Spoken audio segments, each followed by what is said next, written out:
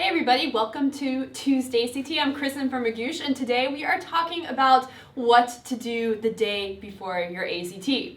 Okay, so it's the day before the ACT and you're watching this video because you've slacked a little bit and you haven't studied, or maybe you have studied but you're just feeling really nervous and you're trying to figure out what you can do to boost your confidence the day before. Well, we hear you, so I'm here to help with some tips for the day before the test. All right, first of all, what I want you to do is pack your bag. You can really ruin your test day by not having what you need tomorrow, so do it the night before so you're not worried about running around doing it in the morning when you oversleep your alarm or whatever.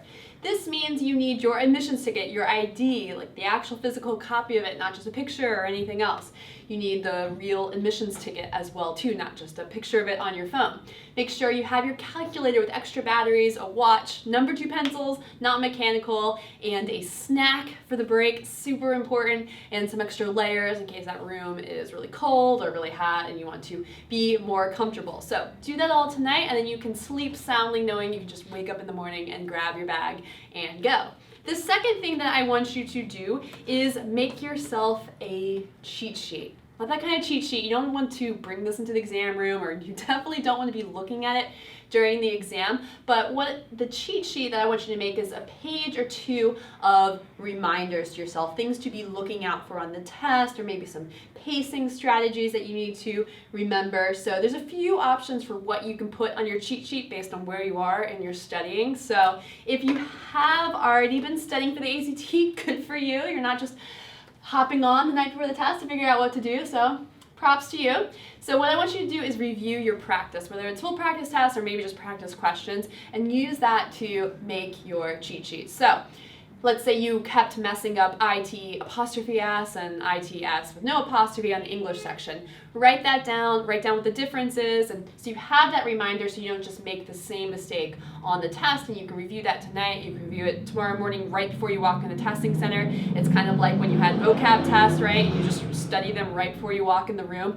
We're just trying to keep it in your brain just for the test, and then you can let it go or keep it for the next one, I guess. If you haven't been studying at all, you have a few options based on how much time you have today. So if you have time, if it's early in the day, or maybe this is 2 days before and you're watching this video, take a practice test, a full-length practice test if you haven't done that already. This is the single most important thing you can do to improve your readiness for the ACT and to figure out things like whether you're going to run out of time or whether you're going to have enough time, or just the sense of what it's going to feel like to take the whole thing. And you'll also get obviously lots of practice questions then, and you can use that to, once you review your answers, to make your cheat sheet. There is a full-length old official ACT on the ACT website, so I put the link for that below the video so you can check that out if you have the time. If you don't have time for a full practice test, but it's the afternoon before the test and you have some time to do a little bit of studying, what I would suggest is that you do about 10 questions or so from each section. This is just going to help you familiarize yourself with the content on the test and feel a little bit better, and you can use that to help structure your cheat sheet list of reminders of things not to forget.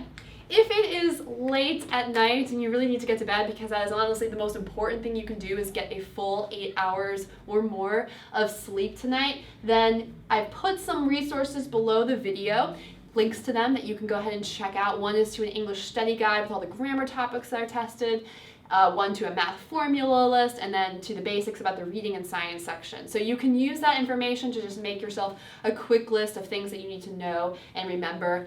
Knowing just a little bit is definitely better than knowing nothing at all. So if it's late at night, go ahead and do that, pack your bag, and then get a good night of sleep.